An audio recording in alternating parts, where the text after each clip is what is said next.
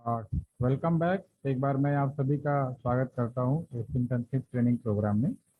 आज हमने मेरा जो दो सेशन, इसमें दो अलग अलग टॉपिक थोड़े थोड़े रह गए हैं। एक तो डीएसपीटी का रह गया और प्रैक्टिकल एस्पेक्ट है, उस पर हम बात करेंगे। दूसरा आपका तीन सेशन जो है थोड़ा सा टेक्निकल है ब्रॉडबैंड के ऊपर, तो उसकी थोड़ी सी बेसिक आइडिया वो रह गया था, उसके ऊपर हम फोकस करेंगे। तो कोशिश करेंगे कि ये दोनों ही मेरा आज कवर हो जाए। तो बिना देर के मैं शुरू करता हूँ क्योंकि ऑलमोस्ट सभी लोग आ चुके हैं। तो सबसे पहले मैं बात कर लेता हूँ। मैं जो हमारे थोड़ा सा थ्योरिटिकल पार्ट टाइप का है, तो मैं इस पर बात कर लेता हूँ। फिर मैं आपको एक जॉब एड मैंने शेयर किया है, मल्टीपल डीएसपीपी।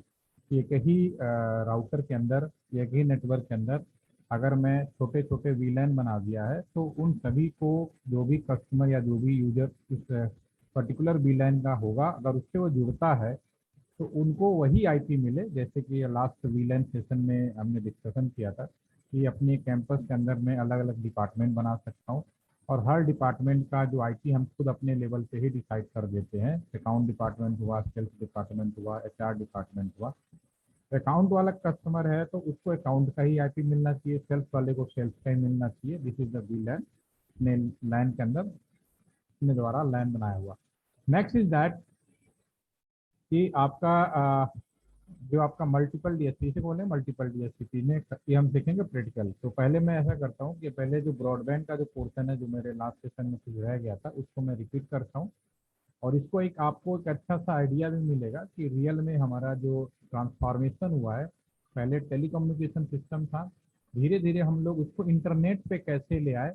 और नए इंटरनेट के बारे में थोड़ी बहुत आइडिया आपको पहले से हो चुकी है, तो थोड़ा सा आपको और एक अच्छा सा स्ट्रॉन्ग मिल जाएगा कि इंडिया के अंदर जो डेवलपमेंट रियली में कैसे ट्रांसफॉर्मेशन हुआ और कैसे हम लोग आगे बढ़ रहे हैं, वो आपको एक थोड़ा सा आइडिया लग जाएगा। तो इसके लिए मैं पीपीटी की मदद लूँगा।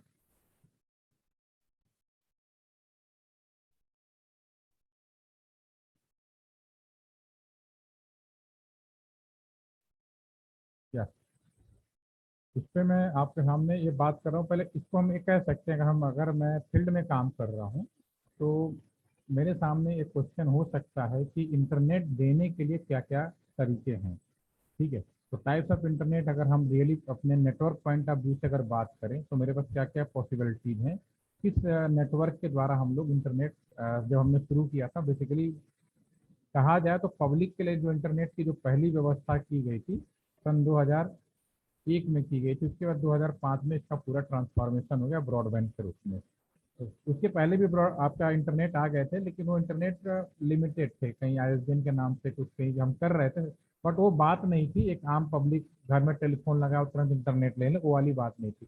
लेकिन जब पब्लिक ने इंटरनेट लेना शुरू किया, तो पहली बार इंटरनेट के लिए उन्हें ऑफर किया गया था सन 2001 में। उसके बाद 2003 में कुछ लोगों ने इंटरनेट लेना शुरू किया, और 2005 आते आते तो चमत्कार ही हो गया। फिर तो ब्रॉडबैंड आ गया, उसके बाद आपने राउटर के बारे में सुना ही है, जो नया नेटवर्क लगाया गया। ठीक है, लेकिन उस नए नेटवर्क को लगाने से पहले हमें, कोई भी हम काम करोड़ों रुपए अरबों रुपए का खर्च करने जा रहे हैं, नया प्लानिंग कर रहे हैं, तो उसके पहले जो हमारी पुरानी लाइन है उस पर हम उसको टेस्टिंग पॉइंट ऑफ व्यू से करना शुरू करते हैं। तो वो भी आपको यहाँ समझ में आएगा। तो सबसे पहले जो हमने इंटरनेट दिया था, डेफिनेटली कि हमारे पास में लैंडलाइन था।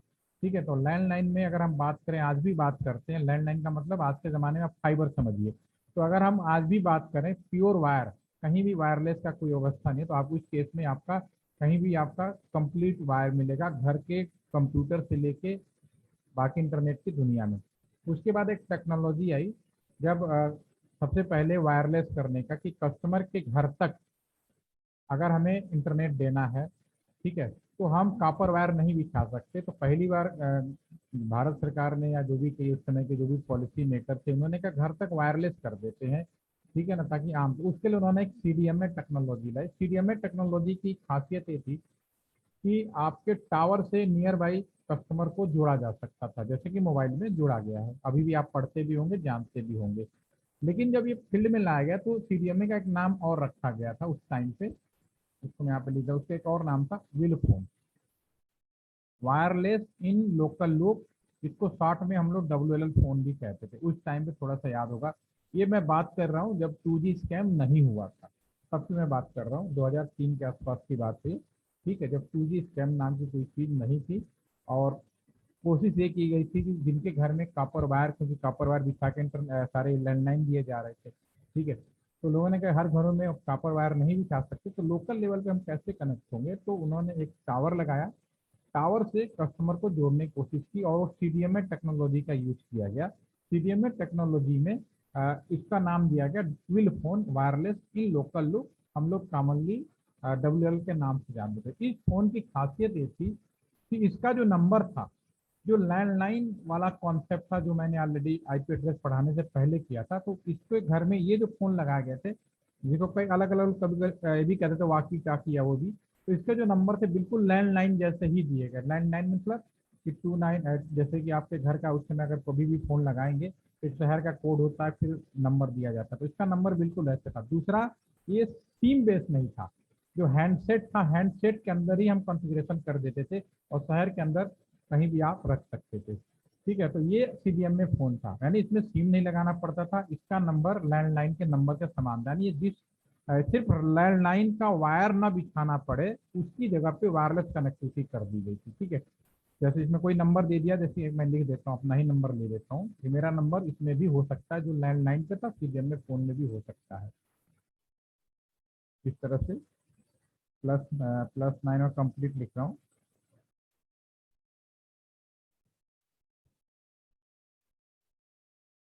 ठीक है ना, इस तरह से नंबर था, ठीक है। अब हुआ क्या, इसमें परेशानी क्या आई, परेशानी ये आई कि उस समय लाइसेंस बांटा गया, पब्लिक प्राइवेट कंपनी को ऑफर किया गया, और एक कंपनी आपने सुना ही होगा, रिलायंस कम्युनिकेशन, जो पहले वाली होती थी अनिल अंबानी वाली, ठीक है ना, जिनको रिलायंस कम्युनिकेशन के नाम से जाना जाता था। उस समय एक बड़ा स्लोगन भी चला था, कर लो दुनिया मुट्ठी में। आपको याद होगा थोड़ा सा ना, कर लो दुनिया मुट्ठी में स्लोगन, जैसे आजकल चला ना जियो का चलता है, वैसे इस समय वो भी चला था। और उन्होंने एक जो हैंडसेट था उन्होंने छोटा सा बनाया, और जो भी लोग कनेक्शन लेते थे वो हैंडसेट उसको देने लगे उसको, कि भाई ये ले जाओ, ठीक है। बट कुछ हमारी पॉलिसी ऐसी थी, हमारी पॉलिसी में कोई कमी थी, गवर्नमेंट की पॉलिसी में कोई कमी निकल गई, या कोई लूप होल था, जो भी था, एग्जैक्ट इसका इन्वेस्टिगेशन आज भी जारी है, ठीक है।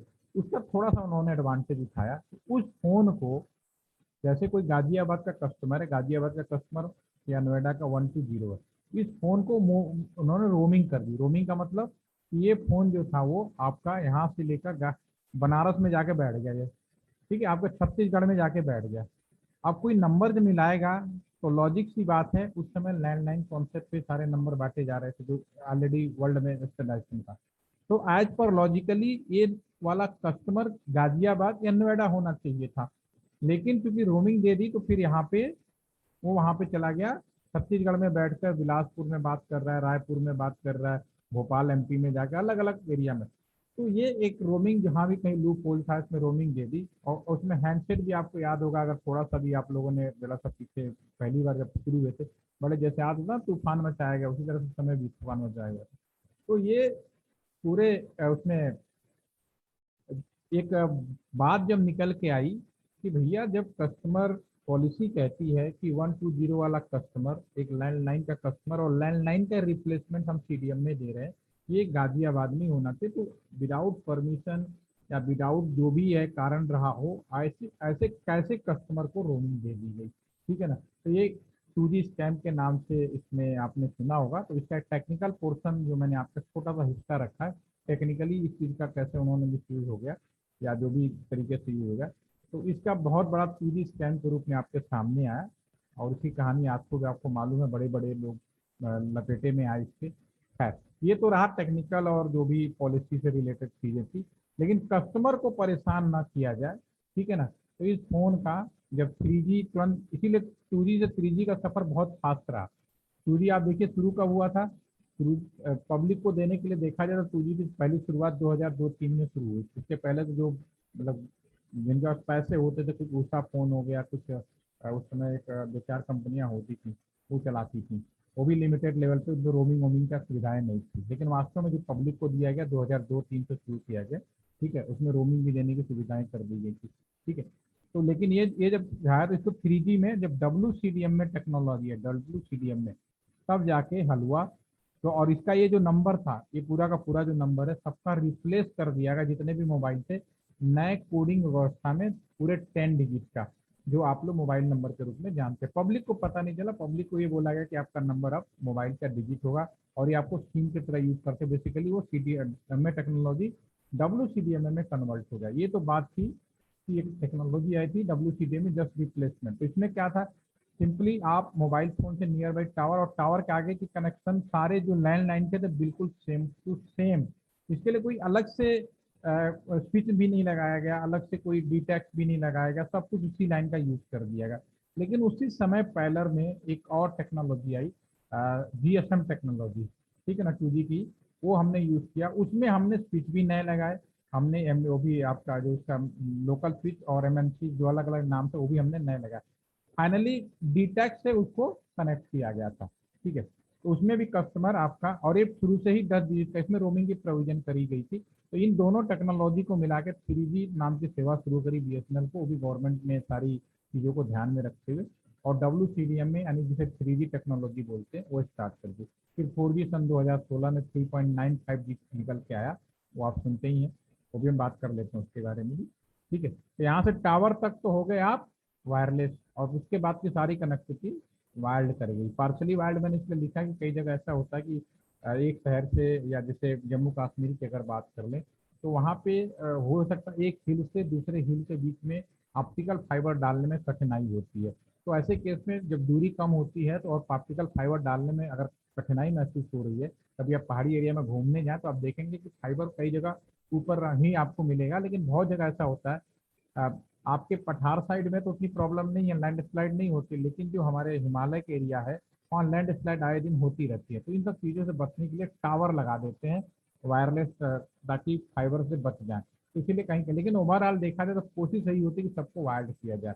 तो इंटरनेट अगर कोई कस्टमर लेना चाहता है तो हमारे पास ये अभी भी, आज भी कह सकते हो, अब तो सिंपली सब लोग वायरलेस ही जुड़ना चाहते हैं या फाइबर से कनेक्ट होना चाहते हैं, ठीक है। तो ये तीनों चीज़ें, पहले तीन में कैसे डिफ्रेंशिएट हुआ वो मैं भी आपको और डिस्कस करता हूँ। सबसे पहले हमने जो इंटरनेट देने की व्यवस्था शुरू करी, उसको हम लोगों ने डायलअप के नाम से शुरू किया। पहला internet, this is the dial-up.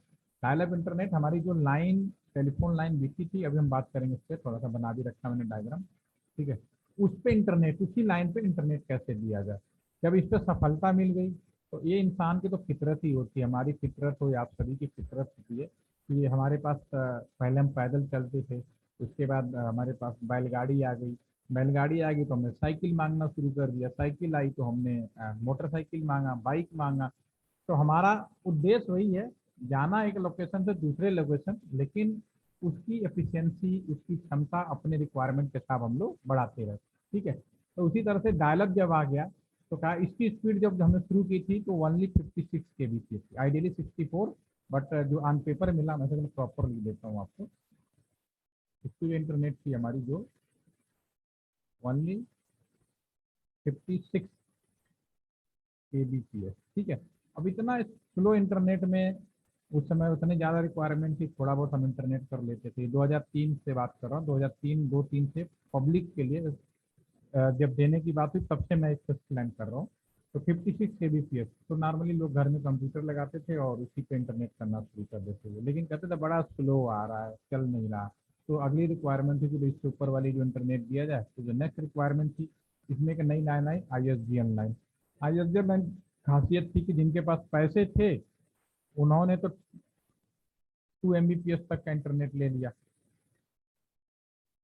2048 कह सकते हो, इतनी स्पीड KBPS का इंटरनेट ले लिया, ठीक है, जिन्हें आम कस्टमर के लिए। एंड दूसरी जो चालू करी गई, इसमें हमने सॉरी, हमने गलत लिख दिया है, 144 और जो हमारे उनके लिए था, जो प्रीमियम कस्टमर थे जिनके पास पैसे थे, तो उन्होंने क्या किया, उन्होंने ले लिया आपका 2048 या इतने KBPS कहिए, और रफली में हम लोग 2 Mbps कर देते हैं, ठीक है। ये हमने इंटरनेट लिया। तो है क्या, बेसिकली क्या था कि एक टेलीफोन लाइन, बहुत सिंपल सी बात है, हमारी जो टेलीफोन लाइनें बिकती थी कापर वायर पे बिकती हैं, ये बात आपको बिल्कुल क्लियर है। अगर आपसे ये पूछा जाए प्रैक्टिकल मैनर में कि कापर वायर पर जो टेक्नोलॉजी उस समय और आज भी जो मौजूद है, उसी लाइन पे अगर मैं इंटरनेट देने की शुरुआत करूं, पहली शुरुआत करूं, तो हमारा जो साउंड है या जो हमारा जो कॉपर लाइन, जो टेलीफोन लाइनें बिछाई गई थी, जो चेन बिछाया गया था, बेसिकली वो साउंड ट्रांसफर के लिए था, हमारी जो बातें थे उनको के लिए था। लेकिन अब उसी को हम इंटरनेट देने की कोशिश कर रहे थे। तो अपने तो डेफिनेटली जो साउंड को, अगर आप सिंपल सवाल करो कि मैं अगर साउंड को डाटा कम्युनिकेशन में कन्वर्ट करूँ, ठीक है ना, यानी इंटरनेट के पर्पस में कन्वर्ट करूँ, तो मेरी जो स्पीड बनती है वो आइडियली 64 Kbps बनती है, और प्रैक्टिकली में हमें 56 Kbps मिलता है। ठीक है, ये बिल्कुल क्लियर है। तो एक टेलीफोन लाइन पे हमें 56 यानी 64 Kbps आइडियली मिलता है। तो अब इसमें स्पीड बढ़ानी है, तो हमने सेम टाइम में एक टेलीफोन लाइन का किराया आपको याद होगा 500, मैंने एक रफली आइडिया दिया था। तो अगर एक आम कस्टमर कहता था मुझे ISDN लाइन चाहिए, ठीक है ना, अब इसमें integrated service digital network, data network, जो भी है, एस्टेडाइसन नाम आप देख सकते हैं इसका, ठीक है। तो अब इसमें कस्टमर का मेन फोकस ये किया कि जो इंटरनेट स्पीड बढ़ाया जाए।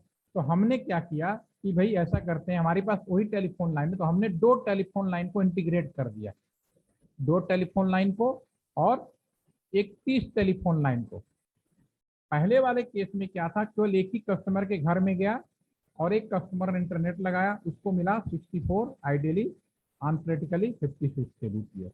तो अब उसी कस्टमर को कह रहे हैं कि मेरे को डबल स्पीड चाहिए, तो अब उसको देख कहा जाए कि दो टेलीफोन लाइन को इंटीग्रेट कर दिया गया सिंगल लाइन में, यानी उनके पास कहा जाए दो टेलीफोन लाइन थी जिसको स्पीड बढ़ाने के लिए इंटीग्रेट कर दिया। कहते हैं ना, पहले एक बैल चलाते थे हल, फिर दो बैल लगा दिए, तो वही हमने क्या, दो बैल लगा दिए इसमें, तो स्पीड इसकी डबल बढ़कर 144 Kbps होगी। 30 बैल लगा दिए तो वो आगे 30, उस समय 30 चैनल इकट्ठे, सब पॉसिबल हुआ मल्टीप्लेक्सर के कॉन्सेप्ट की वजह से, ठीक है ना। तो ये आपकी स्पीड बढ़ गई, इस दो तरीके का, लेकिन उसके बाद भी इंसान संतुष्ट नहीं हुआ।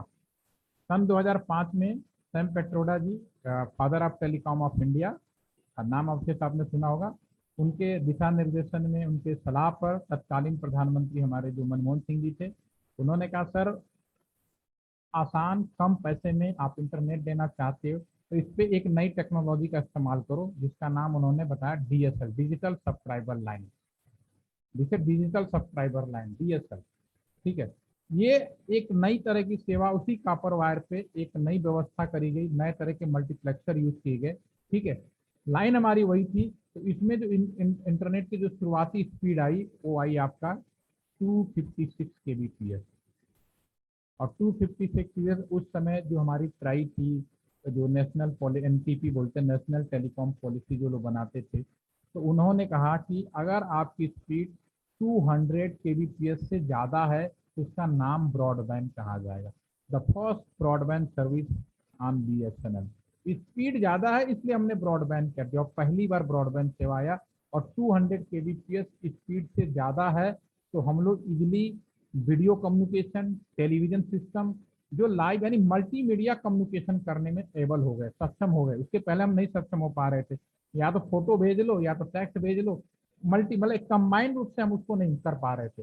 उसमें भी कम्युनिकेशन कर तो पाए जब ISDN लाइन है, लेकिन हम वो चीज नहीं ला पाए जो DSL आती एकदम सरप्राइज हो गए, क्योंकि हम एक दूसरे को वीडियो कॉल भी करना, फर्स्ट वीडियो कॉलिंग पॉसिबल हो गया इंडिया के अंदर DSL टेक्नोलॉजी, और इसको BSNL ब्रॉडबैंड के नाम से पूरे इंडिया में पॉपुलर हुआ। और देखते देखते सन 2005-6 की शुरुआत की गई, और आज आप कहाँ पहुँच गए हैं, और अब किस जमाने की बात कर रहे हैं, ठीक है। This is DSL service, digital subscriber line. तो इन दोनों के बारे में थोड़ा सा मैं भी प्रैक्टिकली एक्सप्लेन कर दूंगा। उसके बाद हमारे पास में एक और सेवा लैंडलाइन जो शुरू की गई, जिसको हम लोग केबल सर्विस। कई जगह ऐसे होते हैं घर में हमारा कॉपर वायर नहीं बीता, कुछ ऐसे एरिया मिलेंगे आपको हमारे इंडिया के अंदर, अंडमान का एरिया है, अंडमान निकोबार हो गया, अच्छा आसाम के कुछ एरिया जहाँ खूब सारे बारिशें होती है, तो घर में अलग से लैंडलाइन केबल ना बिछा के घर में डिश टीवी का केबल गया हुआ था, तो उसी केबल पे भी हम लोग इंटरनेट देने की सेवा की थी। और आज एक नई सेवा, इन सबको मिला के देखा जाए तो आज इसी पे हमने एक नई सेवा करें, घर घर पहुंचाओ fibre, fibre to the home, fibre to the FTTH के बहुत सारे सीरीज हैं, ठीक है। तो घर में भी फाइबर पहुंचाने की बात की है। तो ये लैंडलाइन का ट्रांसफॉर्मेशन हुआ, डायलअप से शुरू होकर इंटरनेट की पहली लाइन कैसी होगी मैं इसका एक्सप्लेन करूंगा। इसके बाद सेम पावर लाइन कम्युनिकेशन, एक और बड़ी स्ट्रॉन्ग सेवा, और ये सन 2011 से चालू है, पावर लाइन यानी बिजली के लाइन पे, क्योंकि उसमें सोचा गया कि सबके घरों में बिजली है, तो जैसे कि हम प्लग लगाते हैं पंखा चल जाता है, प्लग लगाते हैं ट्यूबलाइट जल जाता है, ठीक है ना, उसी तरह प्लग लगाओ और इंटरनेट चल जाए। ठीक है, तो इस कॉन्सेप्ट को भी हमने एप्लीकेबल किया और ये बहुत ही सक्सेसफुल था और है भी। लेकिन प्रॉब्लम क्या, इंडिया के अंदर बिजली ही नहीं आती, तो फिर दोगे कैसे इंटरनेट। ठीक है, तो ये सबसे बड़ी समस्या है। और पूरे इंडिया में एमटीएनएल और रिलायंस मुंबई में बीपीएल के नाम से ये सेवा 2011 में ऑलरेडी चालू कर दी है। बहुत कम पैसे हैं बिजली के लाइन में, क्योंकि मुंबई में 24 आवर बिजली रहती है, एक पल के लिए बहुत रेयर जाती है। ठीक है, तो एमटीएनएल ने भी चालू किया और रिलायंस ने भी चालू किया, और अब काफ़ी हद तक सफल भी रहा। लेकिन उसका भी स्पीड का मैटर आ गया, मेंटेनेंस, क्योंकि इसमें दूसरा डिपार्टमेंट भी इन्वॉल्व हो रहा था, तो इसलिए थोड़ा सा उसमें सफलता नहीं मिली जैसे हम लोगों ने उम्मीद की थी। राइट, ठीक है, तो ये सारी व्यवस्थाएं हैं। तो लैंडलाइन पे भी हमने वो किया। इसके बाद हमारे पास सीडीएमए में भी पहली जो इंटरनेट सेवा दी सेम, क्योंकि लैंडलाइन पे ही था, तो इस पे भी हम लोग इंटरनेट देना शुरू किया। ठीक, उसके बाद आपको याद होगा एक डोंगल टाइप का आ गया था, ये टावर से जोड़ना है, तो सीधा कुछ लोग ऐसे थे, केवल मैं इंटरनेट करना चाहता हूँ, और ले आए और लैपटॉप में लगा और इंटरनेट, इन्हें बोलते हैं ईवीडीओ, इवोल्यूशन डेटा वन। इसकी सफलता मिली, तो कंपनी ना क्यों ना इंटरनेट के साथ साथ टेलीफोन, मोबाइल, कंप्यूटर पे बात करने का भी प्रोविजन करा दिया जाए। ठीक है, तो ईवीडीवी का, और इसमें जो स्पीड भी अच्छी मिली, इसमें जो स्पीड मिली थी जो पहली, इसमें था 2.4 Mbps। ठीक है ना, ये भी बहुत अच्छा था। और भी, लेकिन बहुत जल्दी टेक्नोलॉजी इतनी, क्योंकि ये जो 2G स्कैम आ गया था और कई ऐसी चीज़ें आ गई थी, इसकी वजह से सारी चीज़ें ड्रॉप करनी पड़ी है। ठीक है ना, नहीं तो अगर ये बड़ा अच्छा था, डोंगल ले जाओ इंटरनेट करो, एक लाइन हमारे पास बिकती थी, अच्छी चल रही थी, बहुत अच्छी थी मेरे हिसाब से, तो बेहतर था। क्योंकि मुझे याद है कि मैं मेरे पास तो सारी सुविधाएं थी, मैं तो बागपत बड़ौद में जो एक्सपेरिमेंट कर रहा था इन सारी चीज़ों को फील्ड में, तो मुझे सबसे अच्छी जो सेवा लगी थी इसी की लगी थी। इसका एक फॉर्म हमारे यहाँ वाई मैक्स के रूप में यूज होता है, वाई मैक्स के रूप में। ठीक है ना, ये वाई मैक्स है, ये सन 2011 में। और टेक्नोलॉजी पॉइंट ऑफ व्यू से अगर बात बताएं, दिस इज द 4G सेवा already use by the BSNL in 2013 and 14 rural area में। लेकिन प्रॉब्लम क्या थी, कुछ पॉलिसी ऐसी बनाई कि ये सेवाएं कहाँ लगवाई, गाँव में लगवाई, जहाँ पे कस्टमर, अब मुझे याद है कि जब मैं ये टावर बड़ौत में लगाया था, कि लोकेशन है बागपत जिले के अंदर बड़ौत। ठीक है, नियर बाई मेरठ है, करीब 60 किलोमीटर पड़ेगा। तो टावर लगाया, और उस समय लोग इतना इंटरनेट अवेयर नहीं थे, 2012-13 में लोग इतना इंटरनेट नहीं। तो मैं गांव में गया, और मैंने कहा, और जो इतनी अच्छी चल रही थी कि मैंने कहा देखो यार, इस पर टीवी चल रहा है, मोबाइल पे मेरे पास बात कर रहे हैं, तो 2012-13 में, तो गाँव का पता है, सरपंच ने मेरे से क्या कहा, और महाड़े को इंटरनेट से क्या काम, अपनी लोकल लैंग्वेज बोला। मैंने कहा अच्छा, मैंने कहा सर आप इसमें वो कर सकते, करा मैं हार्डे को कोई देना देना नहीं। तो जो भी था एनीवे, क्योंकि मार्केटिंग उतनी अच्छी नहीं थी, टेक्नोलॉजी आ गया था, तो वो गांव में लोगों ने इसको लिया नहीं। एक तो वो चीज़ है, और शहरों में इसको परमिशन नहीं दी गई। अगर इसको उस टाइम पे शहर में लगाया गया तो शायद आज हम 6G की बात कर रहे होते, 5G ऑलरेडी इम्प्लीमेंट होता। हमारी टेक्नोलॉजी, मतलब इंडिया में इतने टैलेंट है, लेकिन कुछ हालात ऐसे हो जाते हैं, परिस्थितियां ऐसी हो जाती हैं कि पॉलिसी हमारी कई बार डाउन हो जाती है इस वजह से। ठीक है, एनीवे, अब यही वाई मैक्स का जो नया वर्जन है, न्यू वाई मैक्स है, वो बीएसएनएल एज 4G पूरा आपका कहता है ना देसी वर्जन लेके आ रहा है, दैट इज रियल 4G। तो इसमें जो स्पीड बनी वाई मैक्स में, आप 100 Mbps तक का इंटरनेट उस समय दे सकते थे, सोचिए कितनी बड़ी बात थी। लेकिन इसकी पॉपुलरिटी नहीं हुई, क्योंकि गांव में लगाया गया, ऐसे लोकेशन में लगाया गया जहाँ पे कस्टमर इंटरेस्ट नहीं थे। और उस जिस समय 2012-13 की जब बात कर रहा हूँ, 14 तक, उस समय इंटरेस्ट भी नहीं था लोगों को उस टाइम पे। ठीक है, अब जो तीसरी जो हमारे पास लाइन थी आपकी, मोबाइल मोबाइल सेवा में हमने डेवलपमेंट किया, और इसके बारे में आप जानती हैं, सबसे पहले डायल अप इंटरनेट दिया। इसको हम लोगों ने 2G के नाम से शुरू किया, और इसमें इंटरनेट जो मिला वो केवल आपका 144 MB। अभी डायल अप का मतलब समझा देंगे अभी आपको। उसके बाद, जैसे कि मैं बोला, इंडिया एक बहुत ही जुगाड़ू कंट्री है। जुगाड़ू का मतलब, जैसे कि हम लोग क्या होता है ना, हमने कोई चीज़ लगा दी, ठीक है, अब उस कोई एकदम से लगा कि कुछ कमी है, तो हम उसको उखाड़ के नहीं फेंक सकते। जैसे मकान ही बना रहे हैं, शुरू में आपने जो भी प्लानिंग किया बहुत अच्छा किया, कोई दिक्कत नहीं, बना जो भी आप बेस्ट सोच सकते थे, मकान का नक्शा बनाया और बनाना शुरू कर दिया। लेकिन जैसे जैसे बनाने लगे, तो मुझे उसमें कुछ कमी निकली। अब कमी निकली तो एक बार नींव पड़ गई, मिट्टी पड़ गया, तो इसका तो मतलब ये तो नहीं कि मैं इसे तोड़ के फेंक दूंगा फिर नया बार, पॉसिबल ही नहीं है। हाँ, उसमें क्या ऐड कर सकते हैं, उसको कैसे अपने प्लान को प्रॉपर तरीके से इम्प्लीमेंट कर देते हैं, हमारी और आपकी सोच होती है। तो इसी में जो ये इंटरनेट या डायलअप में एक समस्या ये थी कि जब इंटरनेट करते थे तो बात नहीं कर पाते थे, जब बात करते थे तो इंटरनेट नहीं कर पाते थे, तो ये इसमें सबसे बड़ा ड्रॉबैक था। तो इस चीज को मुक्त करने के लिए जीपीआरएस, और इसको हमने नाम दिया 2.5G। दिस इज 2.5G, जुगाड़ करके हमने बढ़ाया। उसके बाद जो तीसरी जो सेवा आई जिसको हम लोगों ने बोला आपका एज सेवा, this is a mobile broadband सेवा, इसको हम लोगों ने बोला 2.75। आपने कई बार अगर बीएसएनएल की सेवा पुराने टाइम में, अगर जब तक पहले 4G अब तक यूज नहीं हुआ था, कभी भी आपका जो मोबाइल है ना, मोबाइल पर टावर पे सिग्नल आता है, आपने देखा होगा, ठीक है। सिग्नल पे अगर कुछ भी नहीं लिखा फिर भी आप इंटरनेट कर रहे हैं तो डेट मीन, हालांकि मिलेगा नहीं है। अगर इस पे जी लिखा है तो दैट मीन कि आपको जीपीआरएस टावर का सिग्नल है। जो भी टावर है, आप भले आप अपने मोबाइल सेवा पे 4G की सेवा ले लें, आज की डेट की बात करता हूँ, आज मान लीजिए आपने 4G सेवा ले ली और पूरे इंडिया में ट्रेवल करना शुरू कर दिया, आपके टावर पे सिग्नल आएगा। जब सिग्नल आएगा अगर उस पर जी लिखा है तो दैट मीन कि जीपीआरएस, और जीपीआरएस में यानी कि 2.5G वाली सेवा मिलेगी, भले चाहे आप 4G के कस्टमर क्यों ना। जो टावर से जैसा सिग्नल मिलेगा वैसे ही आप सेवा करेंगे, ठीक है। और इसकी स्पीड केवल थी 144, उस समय आप इंटरनेट केवल 144 केबीपीएस से ही कर पाएंगे। अगर इसी पे ई लिखा जाए टावर के ऊपर, आप महसूस करिए डेफिनेटली, क्योंकि बीएसएनएल का ट्रांसफॉर्मेशन शुरू से रहा है, तो बीएसएनएल के सारे चीजें मिलेंगी आपको, ठीक है। बाकी कंपनियां नहीं आई तो उनके पास पुरानी चीज नहीं होगी, नए से आगे की सारी चीजें मिलेंगी जब तक पुरानी चीजें ओवर ना हो जाए, ठीक है। तो एज जो है ये आपका 384 केबीपीएस की स्पीड मिलेगी अगर आपने है। और यूएमटीएस आ गया तो कहना ही नहीं, 2.4 से लेके जो हमने पहली बार शुरू किया था आपका 3.6 एमबीपीएस तक का इंटरनेट स्पीड आपको मिलेगी। That is the UMTS, that mean the 3G, ये दिस इज 3G, ये हो गया आपका 2.5 पौने 3G, दिस इज 3G।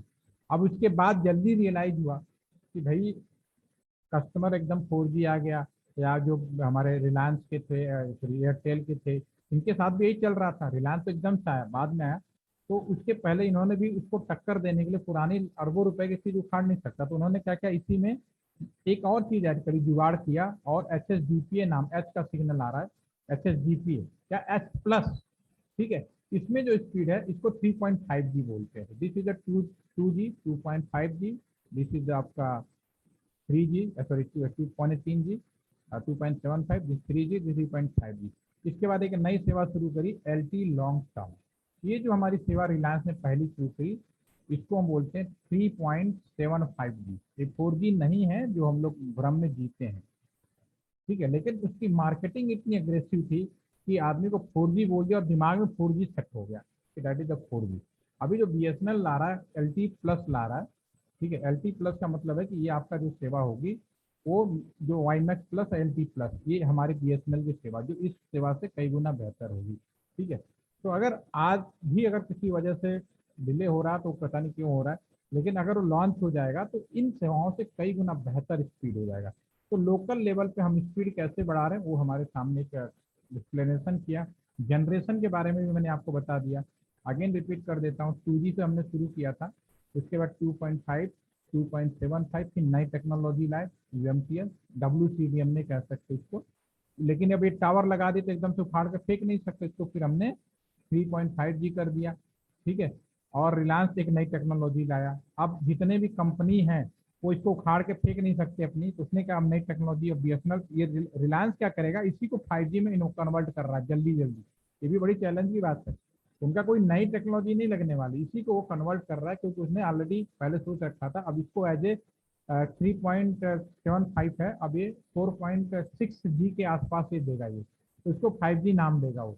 लेकिन जो वाईमैक्स है वो ऑलरेडी आपका 5G में होगा, 5G इनेबल्ड होगा जो भी होगा। बीएसएनएल के पास जो आ रहा है LTE प्लस यानी 4.5G से शुरू है, और ये करीब 6G तक इम्प्लीमेंटेशन पॉसिबल है इसमें, ठीक है। तो ये इसका माइग्रेशन हो रहा है जो आपके सामने आ गया, ठीक है।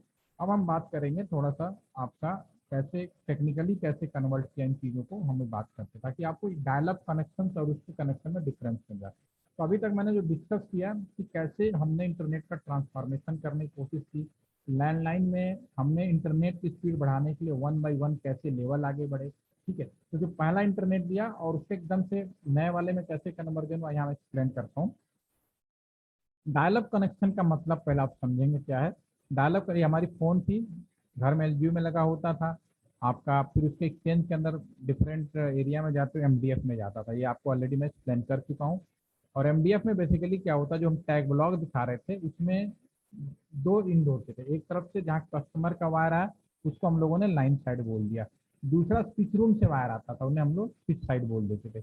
और ये दोनों आपस में जंपर के द्वारा यानी एक वायर के द्वारा जोड़े जाते थे। ठीक है, और ये फिर हमारा स्विच रूम आपका जो है लोकल स्विच में चला गया, और लोकल स्विच हमारा अगर मेन जो एक्सचेंज होता है उससे जुड़ा होता है डीटैक से, और डीटैक जो है हमारा आपका जुड़ा होता था, एक नया इंटरनेट आ गया तो मुझे एक नया स्विच लगाना पड़ेगा जिसे हम लोग डाटा स्विच कहते हैं, ताकि वो इस चीज़ को आइडेंटिफाई कर सके कि इंटरनेट क्या है, क्या है जो ये टेलीफोन बात करने के लिए नहीं इंटरनेट के लिए यूज़ किया जा रहा है। ठीक है, और ये इंटरनेट की दुनिया से जुड़ जाता था बाहर से, तो बाहर इंटरनेट में कुछ भी हो सकता है। ठीक है, अगर मुझे डायलअप कनेक्शन, मैं शुरुआत में जब शुरू किया और हमें डायलअप कनेक्शन का, तो लाइन हमारी वही बिछी हुई है, उसी पे मैं इंटरनेट देने की कोशिश करूंगा। तो फिर हमने क्या किया, कस्टमर एंड पे हमने कस्टमर एंड पे सबसे पहले तो कंप्यूटर की जरूरत पड़ेगी। उसके बाद हमने ये जो केबल था फोन वाली निकाली, और इस केबल को एक हमने मॉडम यूज किया, डायलअप मॉडम, याद होगा आप लोगों को। डायलअप मॉडम के अंदर हमारे पास में तीन पोर्ट थे, एक आपका लाइन साइड और एक फोन साइड और एक कंप्यूटर साइड यानी डेटा साइड। तो जो आपका लाइन साइड है वो लाइन साइड में जोड़िए, जो इंटरनेट साइड इसमें तीन पोर्ट होते थे अब जोड़ देते थे। अब हमारा जो फोन है वो, हमारा जो कंप्यूटर है वो इससे जुड़ गया, राइट। अब इसको इंटरनेट करना है। इंटरनेट करने के लिए अभी हमारा ये जो फोन है देखा जाए तो लोकल स्विच में जुड़ा, लेकिन लोकल स्विच से अब इसको इंटरनेट करना है, अगर इस दुनिया में जाना है तो इसको डाटा स्विच में आना पड़ेगा। अब डाटा स्विच में कब जा सकता है, एक ही तरीका है, नंबर। ये स्विच क्या समझता है, केवल नंबर डायल करने की भाषा समझता है। जब नंबर डायल करेंगे तो फिर यहाँ पे आएगा, फिर इसके बाद डाटा स्विच में जुड़ेगा, उसके बाद वो इंटरनेट कर पाएगा। तो डायलअप कनेक्शन का मतलब है कि पहले अपने कंप्यूटर को इस स्विच से जोड़ना जो इंटरनेट से आपको रूबरू कराएगा और इंटरनेट से आपको जोड़ेगा। बहुत ही सिंपल सी बात है, ठीक है। लेकिन ये पॉसिबल है नंबर डायल करके। तो याद होगा उस समय जब हमने टेलीफोन शुरू किया था उस समय भी इंटरनेट के लिए भी हमने नंबरिंग सिस्टम शुरू की थी। नंबरिंग सिस्टम की थी कि इंडिया में जो भी नंबर इंटरनेट के लिए होंगे, ठीक है ना, वो होंगे 172222। तीन तरह के नंबर शुरू किया था, बीएसएनएल और एमटीएनएल ने शुरू किया था और एक एयरटेल ने शुरू किया था शुरू में। ठीक है ना, 2233 और 1 2 2 5, ये तीन टेलीफोन नंबर बहुत ही पॉपुलर थे। इसका स्पेसिफिकेशन बता दो, this telephone number, this is three telephone number. ठीक है, अब हम जब डायलअप कनेक्शन करते थे तो अपने कंप्यूटर में एक आइकन बनाते थे, याद आएगा आपको, उसमें यूजर नेम, पासवर्ड और एक टेलीफोन नंबर का कॉलम होता था। वो यूजर नेम पासवर्ड तो कस्टमर के लिए होगा कि भाई आपका यूजर है, टेलीफोन नंबर जो होता था जो इस डाटा स्विच से जुड़ने के, इस डाटा स्विच का टेलीफोन नंबर होता था, और वो नंबर होता था 17222। तो इसका नंबर में भी स्पेसिफिकेशन था। 172 का मतलब है कि इंडिया का टेलीफोन स्विच है, इंटरनेट स्विच है, ठीक है ना। और टू का मतलब है कंपनी, और 22 का मतलब कौन सा कस्टमर है, कस्टमर की कैटेगरी क्या है, आम कस्टमर है, सरकारी नंबर है, या आईएसडीएन लाइन के लिए भी, और स्पेशल सेवा। डबल जो 25 था वो आईएसडीएन लाइन के लिए था, जो भी मैंने एक और एक्सप्लेन किया था, तो उसमें भी नंबर डाल करके ही बात करनी थी। ठीक है, तो इसमें अगर हम बात करें तो जब हम ये नंबर हम वहाँ पे डालते थे, ये जो नंबर हम यहाँ पे डालते थे तो हमारा कंप्यूटर सबसे पहले यहाँ पे नंबर डायल करता था, स्विच। ओके, ये तो हमारा नहीं है भाई डाटा स्विच। अच्छा, हमारा नहीं बेहतर, ये गया। अच्छा ठीक है, मेरे पास यूजर नेम पासवर्ड वेरीफाइड करता था, उसके बाद हमारा जो आ, आपका ये जो कंप्यूटर होता था यहाँ से लेकर फिर यहाँ तक ये जुड़ जाता था, राइट। ठीक है, तो अभी इंटरनेट नहीं किया, अभी उसने क्या हुआ कि अभी केवल हमारा जो कंप्यूटर है इंटरनेट नहीं किया, अभी वो केवल इससे जुड़ गया। अब इंटरनेट करने के लिए, ठीक है, अब वो यहाँ से जब वेबसाइट खोलेगा तब वो आगे यहाँ इंटरनेट करेगा। तो डायलअप कनेक्शन में सबसे पहली समस्या तो ये थी कि नंबर जब डायल कर दिया जुड़ गया, भले इंटरनेट करे या ना करे, इंटरनेट करने का मतलब अपने आप से वेबसाइट खोले ना, उस समय तो उस समय जो नंबर डायल किया था उसका उसको चार्ज देते रहना पड़ता था। तो पहले अगर आपको इंटरनेट करना होता था तो जब इंटरनेट करना होता तभी आप जुड़ते थे, अदरवाइज 24 घंटे जुड़ के नहीं रख सकते थे, अदरवाइज जुड़ के बैठ गए तो पेमेंट तब भी देना पड़ता था, जो टेलीफोन का चार्ज होता था, और बहुत महंगा पड़ता था शुरुआत में। इसलिए जब इंटरनेट करना होता था तो तभी वो इंटरनेट के लिए जुड़ते रहे। दूसरा, कितना वो इंटरनेट यूज किया उसका चार्ज, तब जाके उसकी फिर टैरिफ अलग बनती थी दैट टाइम। ओके, ये एक बड़ी समस्या थी उस टाइम पे। ठीक है, अब इस समस्या से, क्योंकि लाइनें हमारी वही थी, हमें एक नया इंटरनेट की व्यवस्था करनी थी। डीएसएल सन 2006 में जब आया, उससे पहले हमने इंटरनेट की बहुत सारी, ये सेम कास्ट मोबाइल में भी किया, सीडीएमए में भी किया, लेकिन ये बड़ा चैलेंजिंग, क्योंकि कॉस्टली पड़ता था, आम पब्लिक को अवेयर करना आसान नहीं था। उसके बाद हमने नई सेवा शुरू करी, इसी की जगह सन 2005 में डीएसएल टेक्नोलॉजी आई। उसके लिए हमने क्या किया वो हम बात करते हैं। उसके लिए हमने सबसे पहले, आप एक और डायग्राम बनाया मैंने, ब्रॉडबैंड इसका नाम दिया गया डीएसएल टेक्नोलॉजी। इसमें आपका अगर आप देखेंगे सेम व्यवस्थाएं तो वही। अब हमने घर पे क्या किया, ये अब डायरेक्ट उसमें ना लगाकर, मॉडेम में ना लगाकर, एक हम छोटा सा स्प्लिटर लगाते हैं। ठीक है, स्प्लिटर में यहाँ पे लाइनें दो पार्ट में जुड़ेंगी, एक पे फोन लिखा होगा, फोन चला जाएगा, एक पे लाइन या इंटरनेट या डाटा लिखा होगा, जो हमारा एक नया मॉडम, डेटा एडीएसएल मॉडम बोलते हैं इसको, इसको हमने एडीएसएल मॉडम, मॉडम में टेक्नोलॉजी एडीएसएल यूज किया। और इस मॉडम से चाहो तो आप एक कंप्यूटर जोड़ दो, या यहाँ से वाईफाई लगा के बहुत सारे कंप्यूटर भी जोड़ सकते हैं। ठीक है, और चाहो तो यहीं पे एक सेटअप बॉक्स, सेटअप बॉक्स का मतलब जैसे घर में टेलीविजन देखना है तो आप इस पे सेटअप बॉक्स लगा के भी आप टीवी भी जोड़ सकते हैं, राइट। ठीक है, ये इस मॉडर्न की खासियत थी नए टेक्नोलॉजी में। तो घर में हमने सिंपली, अगर कोई कस्टमर कहता है कि ब्रॉडबैंड चाहिए, ठीक है, और पहले जो आज भी केवल क्या है कि फुल फाइबर में कन्वर्ट हुआ है, बाकी कॉन्सेप्ट वही है। यानी आप समझिए कि टेलीफोन तो रहेगा ही बाई डिफॉल्ट, क्योंकि स्विच रूम हम वही लेके जा रहे हैं। लेकिन हाँ, इंटरनेट ज़्यादा इंपॉर्टेंट हो गया, तो इंटरनेट की रिस्पेक्ट में हम चीज़ों को अपडेट करते जा रहे हैं, राइट। ओके, तो फिर उसके बाद में जब हमने यहाँ पे जोड़ दिया, ये तो हमारा घर की व्यवस्था हुई। अब इसके बाद हम आते हैं, आपको एक्सचेंज में क्या चेंज किया। कस्टमर का वायर एक्सचेंज में आया, कहाँ पे आया, एमडीएफ में आया। एमडीएफ में दो तरह की पोर्ट होंगे, एक आपका जो टैग ब्लॉक होता है उसमें दो ऑप्शन होते हैं, कि लाइन साइड यानी कि जो कस्टमर की लाइन है, एक हमारे स्विच रूम की साइड, और इन्हें जंपर के द्वारा जोड़ दिया जाता है। और switch they will, main switch, data switch, और देन आफ्टर इंटरनेट, इतना तो था ही। अब यहाँ पे अगर पुरानी होती तो फिर इसी स्विच में जाना था, लेकिन मुझे इंटरनेट करना है, तो मैं इस स्विच में डायरेक्ट जुड़ने की कोशिश किया। कैसे, हमने क्या किया, एक नया यहाँ पे मल्टीप्लेक्सर ही बोलते हैं, मल्टीप्लेक्सर कम मल्टी मॉड्यूलेशन है, दोनों काम होता है इसके अंदर। इसको डिस्लैम नाम दिया गया, digital subscriber line access multiplexer, पूरा नाम है। डीएसएल का मतलब डिजिटल सब्सक्राइबर लाइन, जिस पर इंटरनेट की बात की जा रही है, एक्सेस मल्टीप्लेक्सर, जिसमें इस बात का प्रोविजन किया गया कि टेलीफोन भी कर सके। और कैसे, ये देखिए, इसमें भी सीधी सी बात है कि इसमें पोर्ट बने थे। एक आपका जैसे यहाँ लाइन साइड पोर्ट है, यहाँ पे ये पोर्ट हमारा लाइन साइड, और दूसरा पोर्ट हमारा स्विच साइड, ये इंटरनेट वाला पोर्ट। हमने सबसे पहले क्या किया, ये जो लाइन वाली वायरिंग थी इसको उठा के हमने यहाँ पे ले आए। जो लाइन, जो कस्टमर की लाइन अब यहाँ पे आ गई, और ये वाली जो लाइन थी आपकी इधर, और ये जो जंपर है इसको रिमूव कर दिया हमने। जंपर को क्या करेंगे, रिमूव कर देंगे, ये जंपर हमारा रिमूव कर दीजिए इसको। ठीक है, और फिर उसके बाद यहाँ पे ये जो लाइन है हमारी, सीधा जो है, इसमें दो अभी बताऊंगा। इसके बाद ये जो लाइन हमारी, ये फाइबर के माध्यम से सीधा डाटा स्विच में चला गया। अब जो डीएसएल है, ये मल्टीप्लेक्सर दो तरह से काम करता है। अब इसको मैं एक रफ मैनर में समझाता हूँ, दूसरा आपका टेक्नोलॉजी भाषा में भी समझा देता हूँ। अब इसको मैं यहाँ बना देता हूँ, मैंने क्या किया ओवरऑल, देखिए, ये कस्टमर का टेलीफोन नंबर है, this is the customer telephone number.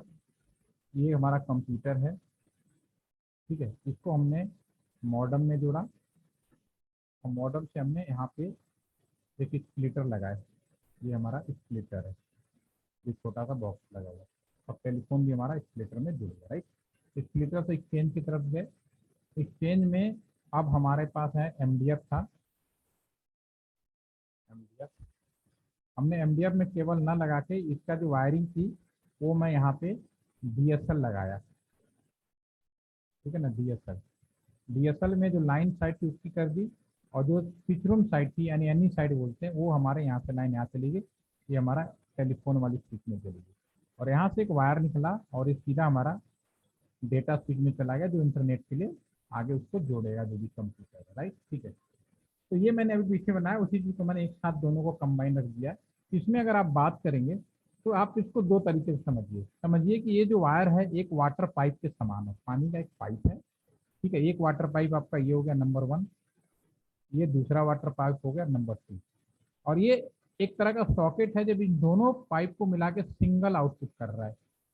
ठीक है, यहाँ पे आ गया वाटर। एक में समझ लीजिए कि समझने के लिए मैं इसको मिल्क दे देता हूँ। एक वाटर पाइप में मिल्क जा रहा है, एक वाटर पाइप में वाटर ही जा रहा है। यहाँ वाटर प्लस मिल्क आ गया और यहाँ कंबाइन आ गया। यहाँ पे जो डीएसएल है ये क्या करेगा, जब मिक्स होके आएगा उनको सेपरेट करेगा। वाटर भाई चलो भाई इधर निकलो, वाटर मतलब फोन वाली लाइन, चलो भाई इधर जाओ, तुम्हारा काम इधर। जो दूसरी लाइन है आपका यहाँ पे मिल्क वाली इधर आ जाएगी।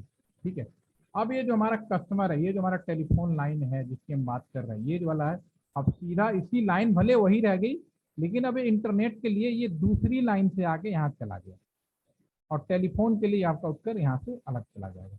तो अब हमारा जो ये कंप्यूटर है इस बात से इंडिपेंडेंट हो गया कि नंबर डायल करके जुड़ना है और डायरेक्टली वो उसमें आपको जुड़ गया डाटा में। और ये 24 घंटे ऑन रहने वाली इंटरनेट, पहली बार ऐसी हुई कि हम 24 घंटे इंटरनेट को ऑन करके रख सकते थे। ठीक है, और इसीलिए और दूसरी स्पीड बढ़ गई और उसने फिर इतिहास बदला इंडिया का और लोगों को अवेयरनेस किया इंटरनेट पे। पूरे कॉलेज, पूरे आपके ऑर्गेनाइजेशन जितने भी हैं हमारे, सब अपने आप को एक नया नारा दिया कि हम सभी को आज ऑनलाइन होना है, ऑनलाइन होना है, ऑनलाइन होना है। जब ऑनलाइन हो गए, अब स्पीड चाहिए, क्वालिटी चाहिए, जिसकी अब लड़ाई चल रही है। ठीक है, तो ये अब नई चीजें चल रही है। ठीक है, तो नेटवर्क डायलअप कनेक्शन और इंटरनेट कनेक्शन लाइन हमने बदली नहीं। अब हमने क्या किया है, ये पुरानी लाइन अभी भी है। अब इन पूरे चीजों को अब हम धीरे धीरे रिप्लेस करके जो हमने NIB 2 का नाम दिया, ये रह गया NIB 1। NIB 1 में जब सफलता मिल गई तो ये लाइन अभी भी हमारी वही है। हमने इन दोनों चीजों को अब अपडेट ना करके इनको नए जमाने का राउटर और स्विच में रिप्लेस कर दिया। ये हमारा नेटवर्क है एक नए जमाने का, जो ब्रॉडबैंड नेटवर्क। तो इसमें कोई मेरे होपफुली के कोई कंफ्यूजन नहीं होना चाहिए। All are getting my point, yes या नो सर?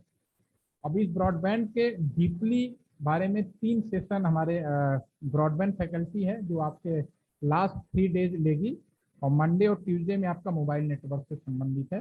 तो आपके टोटल 5 सेशन है। तो ये मैंने आपको पहले से एक बैकग्राउंड बना दिया है ताकि जब वो आपको स्टडी और टेक्निकली बताएं तो आप बिल्कुल अनअवेयर ना रहें, इस चीज़ों को थोड़ा और अच्छे से अवेयर कर सकें। तो आपको माइग्रेशन समझ में आ गया। मोबाइल में भी सेम व्यवस्था करी गई, कनेक्शन घर तक वही था। GPRS में भी यही काम किया कि हमारा जो नया स्विच लगा उसके अंदर हमने सेम जो आपका इसमें मल्टीप्लेक्सर एक्सेस यूज किया था, सेम उसी व्यवस्था में करी थी। राइट, ठीक है। अब हम आते हैं, ये इसमें अगर कोई क्वेश्चन हो तो यू कैन नॉट, अदरवाइज मैं दूसरी चीज़ें अब पूछ रहा हूँ। मैं अब आपका जो दूसरा हमारा एक पोर्शन है मल्टीपल DSCP, इसको मैं प्रैक्टिकली सिमुलेटर के ऊपर एक्सप्लेन कर दूंगा।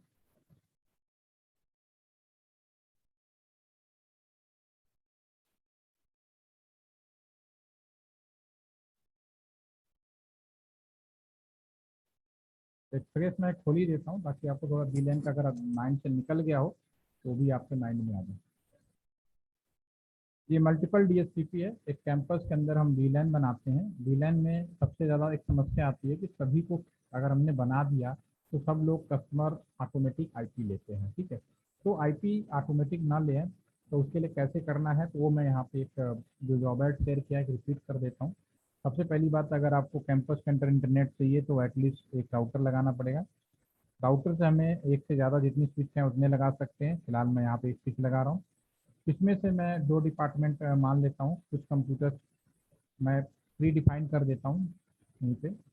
इसमें 2 VLAN हैं। एक तो आपका VLAN 10 के नाम से कर लेता हूँ और इसका नाम हम अकाउंट रख देते हैं। ठीक है, और इसकी कुछ IP एड्रेस जो आप चाहो रख सकते हो। अ, मैं अगर जॉब एड फॉलो कर लूँ, या जॉब एड में जो वो फॉलो कर लेता हूँ। इसकी IP एड्रेस 192.168.10.0/24 कर देते हैं। ठीक है, और इसमें जो पोर्ट नंबर होगा, जब VLAN हम स्विच के अंदर बना रहे हैं तो उसके पोर्ट नंबर हम डिफाइन करेंगे। तो जो पोर्ट नंबर है वो आपका 1 नंबर ऊपर जो जाएगा, मैं क्या करता हूँ 2 से लेके 10 तक इसका पोर्ट डिफाइन कर देता हूँ। राइट, ठीक है, और सेम मैनर में दूसरे साइड का एक और VLAN ले लेता हूँ। ठीक है, ये हमारा आपको 10 या 15 जो भी डिजिट ले सकते हैं ले लें। इसके हिसाब से इसका IP एड्रेस डिफाइन कर देते हैं। इसका आईपी एड्रेस हो गया, 15 कर लेता हूँ यहाँ पे। और पोर्ट नंबर हम इसमें फाइंड कर देंगे स्विच के अंदर 11 से लेके 20 तक। ठीक है, ये हमने प्लानिंग कर लिया। कुछ कंप्यूटर से ले लेते हैं, एक कंप्यूटर इधर, दो कंप्यूटर इधर लगा देता हूँ मैं, ये अकाउंट से रिलेटेड हो जाएगा। और ये दो कंप्यूटर हम लगा देते हैं, ये हमारा सेल से रिलेटेड हो जाएगा, नाम बदल देते हैं।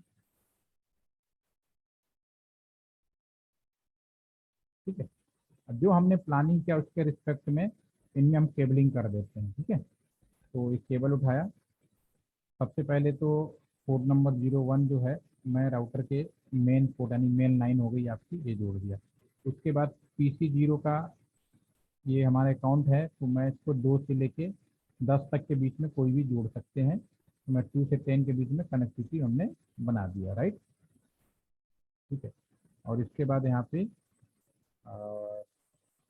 11, इसमें 11 से सेल्स के लिए जोड़ देते हैं, 11 से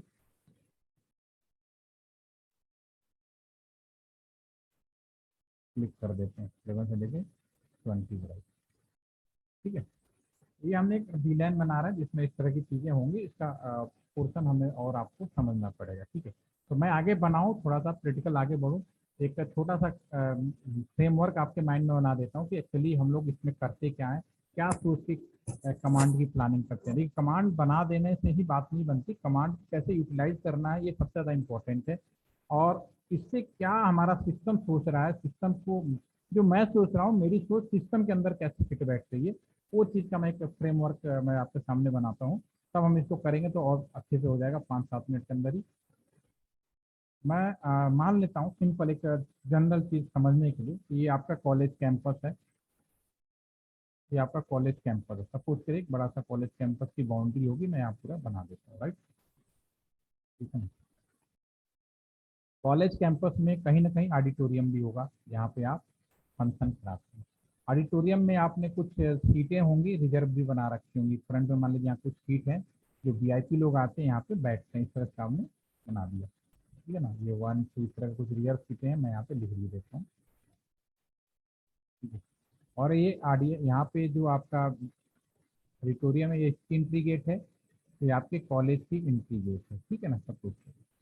और यहाँ तक पहुँचने का ये रास्ता बना देते हैं। ठीक है, ये हमारा यहाँ से यहाँ तक रास्ता होगा। ठीक है, यहाँ से कोई भी जाएगा और यहाँ से एंट्री करेगा, राइट। ठीक है, ये तो एक रहा कि आपका कॉलेज है जिसमें मैं सिंपली इमेजिन कर रहा हूँ कि एक ऑडिटोरियम है, मेन गेट है, ऑडिटोरियम में VIP सीटें होंगी कुछ जहाँ पे आप गेस्ट को बैठाएंगे, इस तरह की चीज़ें होंगी। आप अपने कॉलेज में एक बड़ा सा फंक्शन करा रहे हैं, कोई कल्चरल फंक्शन करा रहे हैं, और सपोज करिए कि मान लीजिए यूपी के अंदर अगर आपका कॉलेज है और यूपी में आपने किसी VIP को बुला लिया, योगी साहब को ही बुला लिया, हमारे चीफ मिनिस्टर को बुला लिया। ठीक, उन्होंने आपके इन्विटेशन एक्सेप्ट कर लिया और कहा कि हम आएंगे, राइट। ठीक है, अब उनको पर्टिकुलर सीट तक बैठाना, ये मान लीजिए जो सीट है ये उनके लिए रिजर्व कर रखी है आपने, उनको इस सीट पे बैठाना, अपने आप से आके तो बैठेंगे नहीं, लॉजिक सी बात है। उन्हें भी नहीं पता, उन्हें जो भी टीम होगी लेके जाएगी और उनको बैठाएगी, लेकिन कैसे बैठाएगी उसके लिए भी जो टीम आएगी उनको भी अवेयर नहीं होता, सिर्फ कोऑर्डिनेट करते हैं। ठीक है, तो आप कोई भी अनिश्चितकालीन या कुछ तरह का कोई अनावश्यक कोई चीज़ परेशानी ना हो, सब चीज़ें आसानी से निकल जाएं, तो इसके लिए आप प्रॉपर क्या काम करोगे, इसके लिए आप एक काम करोगे, कम से कम कुछ लोगों को अपॉइंट करोगे पर्टिकुलर टास्क के लिए, ताकि इजीली मैनर में जो भी हमारे गेस्ट आ रहे हैं उस सीट पे चले जाए। ठीक है, उसके लिए मैं क्या करूंगा, मेन गेट पर एक यहाँ पे कैंडिडेट खड़ा कर दूंगा। ठीक है, ये स्टैंडिंग मोड में होगा, कहीं बैठ के जाएंगे, ये स्टैंडिंग मोड में होगा। और ये अपने साथ एक बैनर लगा देगा जिस पे लिखा होगा, इसके गले में भी पड़ा होगा बैनर, और इस पे लिखा होगा वेलकम। ठीक है ना, अपना जो भी आपका मैसेज होता है वो यहाँ पे मैसेज डाल देगा, जिससे भी जब भी कोई गेस्ट आएगा, जब भी गेस्ट आएगा वो सबसे पहले इंटरेक्ट किसी से होगा और समझ जाएगा कि ये जहाँ लेके जाएंगे मुझे वहीं जाना है। ठीक है, अब यहाँ पे इन्होंने मान लिया CM साहब आए, यहाँ पे इन्होंने इंटरेक्ट कर लिया। ठीक है, अब यहाँ पे भी इस गेट पे भी एक आप पर्सन खड़ा करेंगे,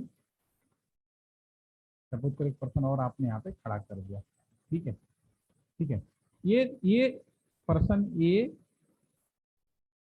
पर्सन ए है और ये पर्सन बी, A और B का काम है मैनेजमेंट करना ताकि योगी साहब यहाँ से पहुंचे, यहाँ आए और बी इनको सफलतापूर्वक अंदर ले जाए।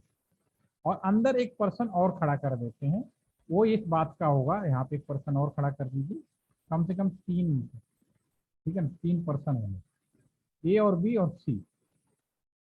ठीक है, कम से कम आप 3 आदमी रखेंगे जनरली अगर इस तरह का काम होता है तो। मैं अपने एलटीटीसी में भी ऑडिटोरियम है तो मैं भी ऐसे करता हूँ, एक मेन गेट पे खड़ा कर दिया, एक अपने ऑडिटोरियम के गेट पे खड़ा कर दिया, एक पर्सन को मैंने अंदर जहाँ पे सीटें लगी हैं वहाँ पे खड़ा कर दिया, ताकि इमीडिएटली जो भी गेस्ट आ रहा है उसको उस सीट पे बैठाया जाए।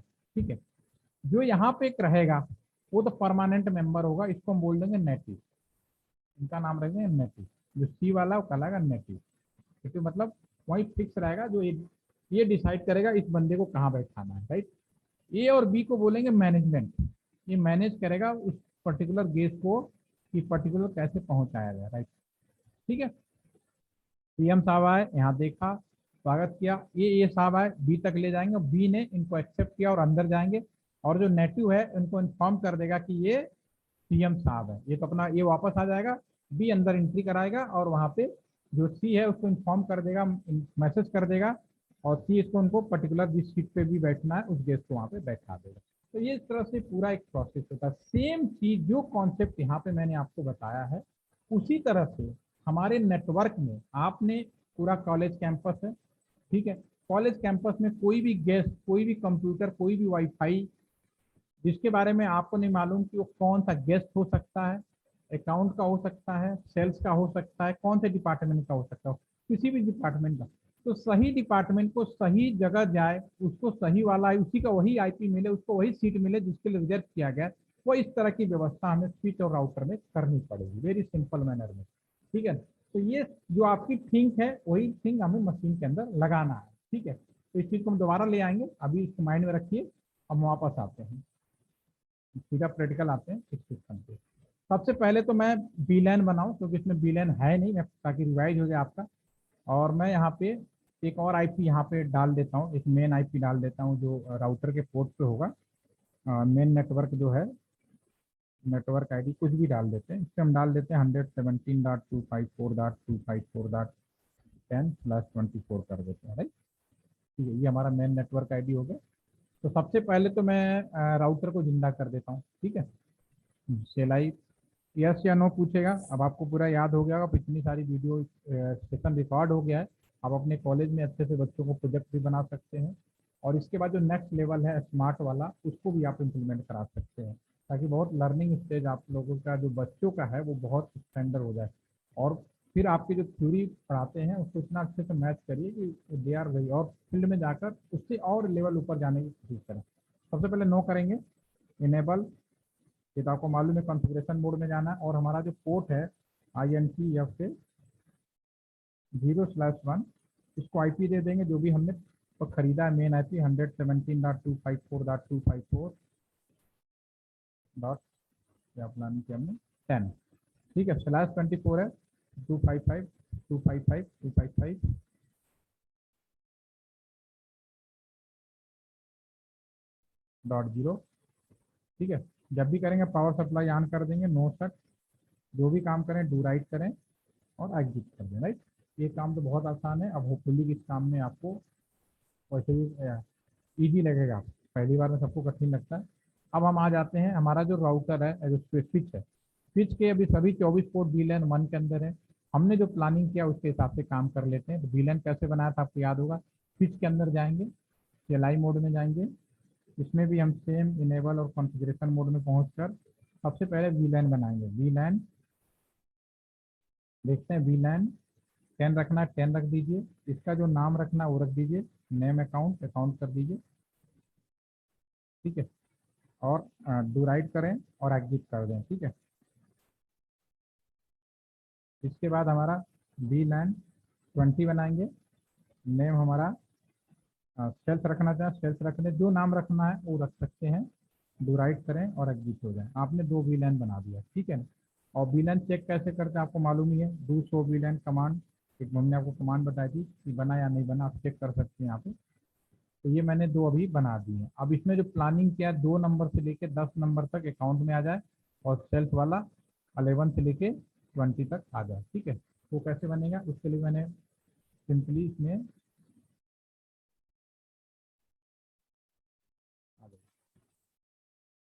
यहाँ पे मैं पहले बाहर आ जाता हूँ। INT रेंज एक साथ कर दीजिए, ठीक है, या फिर 0 2 नंबर से लेके 10 नंबर तक। ठीक है ना, क्या करना है, स्विच पोर्ट एक्सेस VLAN, मैं टैब बटन यूज कर रहा हूँ, थोड़ा फास्ट हो जाए। कौन सा VLAN के लिए, 10 के लिए करना है। ठीक है ना, दूर आई। अब इसमें मैंने एक गलती ये कर दी है, आ गई है, इसमें मैंने 20 सेल्स कर दिया है ना। ठीक है, कोई बात नहीं, ऐसा करते हैं, मैं यहाँ पे 20 कर देता हूँ ताकि आप लोग कंफ्यूज ना हो। ठीक है, तो मैं 20 कर देता हूँ, रिस्पेक्ट में इसकी VIP में 20 लिख देता हूँ। ठीक है, कंफ्यूजन नहीं होना चाहिए, बस छोड़ देते हैं। ठीक है, नेक्स्ट। इसके बाद यहाँ पे भी देखो प्रोसेस शुरू हो गया। अब मैं इसको एग्जिट करता हूँ। अब मैं INT रेंज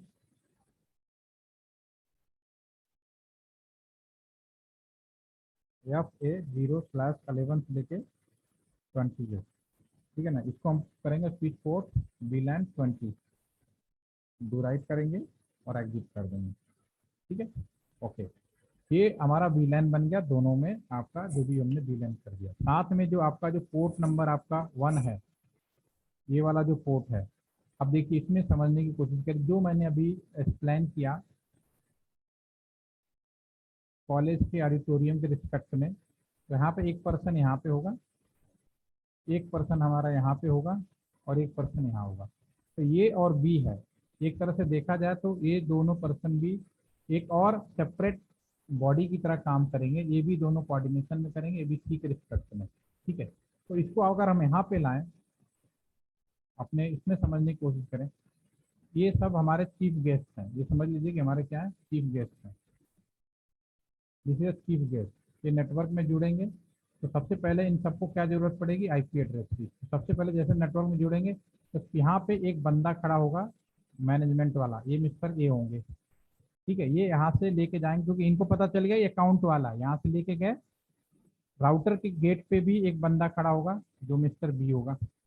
अच्छा, अकाउंट एक एने का बी, और राउटर के अंदर जो नेटिव वाला है यानी सी वाला, जो राउटर्स के ये डिसाइड करेगा कि अकाउंट वाला है तो उसको अकाउंट वाली IP देना है, और सेल्स वाला है तो उसको सेल्स वाली IP देना है। समझ में आ गया, ऐसे जितने चाहे उतने बना सकते हो आप। अगेन आई रिपीट, कोई भी चीफ गेस्ट आएगा सबसे पहले यहाँ पे इंटरेक्ट होगा मैनेजमेंट नंबर 1, राउटर के पोर्ट पे जाएगा गेटवे पे मैनेजमेंट नंबर 2, राउटर के अंदर एक नेटिव बैठा होगा जो ये डिसाइड कर रहा होगा कि जो भी गेस्ट आया है, अगर अकाउंट का आया तो उसको अकाउंट की IP मिलनी चाहिए, सेल्स का आया तो उसे सेल्स की IP मिलनी चाहिए। ठीक है ना, वो अंदर के साइड में। तो मुझे कम से कम 2 लैन, और एक तो इस नेटवर्क के लिए लैन रिप्रेजेंट करना पड़ेगा जो इन दोनों को आइडेंटिफाई करके सही तरीके से पहुंचता है, और एक लैन जो होगा VLAN, जो आपका नेटिव VLAN कहलाएगा, जो कि किसको क्या IP देना उस चीज़ के लिए। तो मैं यहाँ पे एक IP यहाँ पे, जैसे VLAN हमने 2 बनाए, एक 2 VLAN और हमें यहाँ बनाने पड़ेंगे। वो VLAN तो हमारे हो गए कस्टमर। अब जो VLAN होगा एक को बोलेंगे नेटिव VLAN। ठीक है, दूसरे नेटिव VLAN, नेटिव VLAN होगा, इसकी भी कोई ना कोई ID रखनी पड़ेगी जब VLAN टाइप का नाम दे रहे हैं। ठीक है, तो हम कुछ भी रख सकते हैं, कुछ भी कर लीजिए, 80 कर लीजिए, और इसकी भी एक IP डिफाइन कर लीजिए 192.168.80.0/, मैं जॉब ऐड में जो लिखा हुआ लिख रहा हूँ, थोड़ा सा चेंज हो गया क्योंकि वो 15 था, कोई बात नहीं, कोई फर्क नहीं पड़ता, बस कॉन्सेप्ट क्लियर होना चाहिए।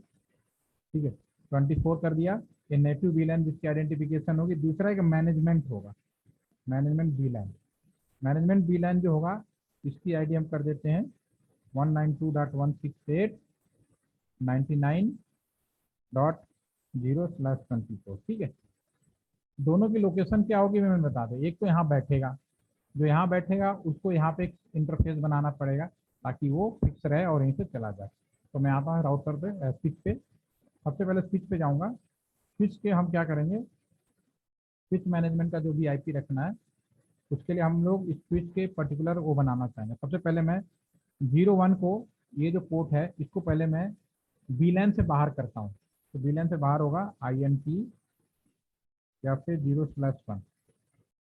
क्योंकि अभी देखो क्या है कि अगर मैं स्विच पे ले जा रहा हूँ, यहाँ पे आप देखेंगे तो 10 और 20 हो गया। जब मैं लास्ट समय VLAN के बारे में डिस्कस कर रहा था, जब पहले सारे एक ही VLAN, यानी कोई VLAN नहीं है, वो VLAन डिफॉल्ट सब एक में आते हैं, ठीक है, तो उस केस में तो कोई प्रॉब्लम नहीं थी। लेकिन हमारे पास जब VLAन ज़्यादा हो जाएगा तो हर एक VLAन का गेटवे भी बनेगा, ठीक है। इस केस में हमें फिर जो मेन गेटवे है जिससे बाहर निकलना, उसको उन सब VLAन से बाहर करना पड़ेगा, ठीक है। तो इसमें इसका मोड पहले चेंज करेंगे, स्विच पोर्ट मोड ट्रंक कर देंगे, ट्रंक मोड हो जाएगा सबसे पहली बात, ठीक है ना, बाहर कर दीजिए। और इसका स्विच पोर्ट जो मोड ट्रंक चेंज करोगे, इसमें एक, अब इसको जो बंदा यहाँ पे खड़ा था, ये जो बंदा ये है, इसको क्या है, एक तो इस बंदे को लेके जाना है और दूसरा नेटिव के पास पहुंचाना है, ये इसको मैसेज करना है। ये वाला बी के पास लेके आएगा और बी को इन्फॉर्म करेगा कि ये बंदे CM साहब हैं और इसको नेटिव के पास ले जाओ। नेटिव ने डिसाइड कर रखा होगा क्या इसको करना है, कौन से सीट पे बैठाना है। तो सेम कॉन्सेप्ट आप यहाँ पे यूज करेंगे। यहाँ पे एक इंटरफेस नेटिव जो बंदा होगा, इसको 0/1 पे इसको हमें डिफाइन करना पड़ेगा, ये बंदा कहाँ पे कौन से नेटिव VLAN पे जाएगा। तो हमें इसे लिखना पड़ेगा INT, सॉरी पहले ट्रंक मोड में डिफाइन करना है यहाँ पे, तो एक काम करते हैं। पहला देखेंगे पोर्ट पे 0/1 पे, तो वहीं हम लोग तो 0 स्विच पोर्ट, ठीक है ना। स्विच पोर्ट का जो ट्रंक है वो कहाँ मूवमेंट करेगा, डायरेक्ट किसी और पे पास नहीं जाएगा, जो DHCP बांट रहा है उसके पास जाएगा, इसका मतलब है। तो सीधा स्विच पोर्ट ट्रंक जो होगा नेटिव वर्ड यूज होता है, नेटिव VLAN जो भी हमने बनाया 80 के पास जाना है, ठीक है ना। इसके बाद 80 के पास पहुंचा देंगे, ठीक है। और डू राइट कर दीजिए और एग्जिट कर दीजिए। और इस बंदे को आप फिक्स भी रखना है, मैनेजमेंट वाले को जिसको ये इंस्ट्रक्शन दे रहे हो। तो INT VLAN जो 99 है उसका एक इंटरफेस बना दोगे, खड़ा रहेगा बाहर उसी जगह पे, क्योंकि तो में तो बहुत सारे पोर्ट हैं, तो उसको कहीं और नहीं, अपना सेपरेट आइडेंटिटी के रूप में वहाँ खड़े रहो। और इसको एक IP भी देना पड़ेगा आइडेंटिटी, क्योंकि जब भी कोई गेट पे खड़ा होगा गले में एक वो डालेगा या पीछे वेलकम का वो डालेगा, जिससे पता चल जाए कि हाँ इन्हीं बंदे से बात करना है। तो गेट पे तो बहुत सारे लोग हो सकते हैं, ठीक है। तो इसकी एक ID दे देते हैं, IP add 192.168.99.0 का मैनेजमेंट लिया है, तो 99 to 1 जो भी करना चाहे ऐसा करते हैं। इसको 2 दे दीजिए और ऊपर वाले को 1 दे दीजिए। तो 2 सबनेट 255.255.255.0, ठीक है ना। और इसमें जितने भी जाना है, अभी इसको ये वाली लाइन जाएगी नेटिव के पास, लेकिन यहाँ से यहाँ तक आके इसमें चूंकि VLAN बना रहा हो तो इसका भी गेटवे बनेगा, बाकी VLAN गेटवे बनेगा, तो इसको सारे गेटवे पे नहीं, जो मिस्टर बी है यहाँ पे उसी के पास हैंड ओवर करना है। तो मैं यहाँ पे लिखूंगा default gateway, sorry IP word use करना पड़ेगा। IP का डिफॉल्ट गेटवे जो होगा, default IP default gateway, icon लगेगा गेटवे, ठीक है ना।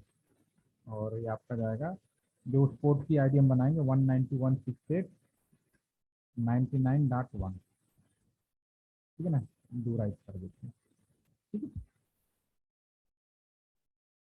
ठीक है, चलिए आइए।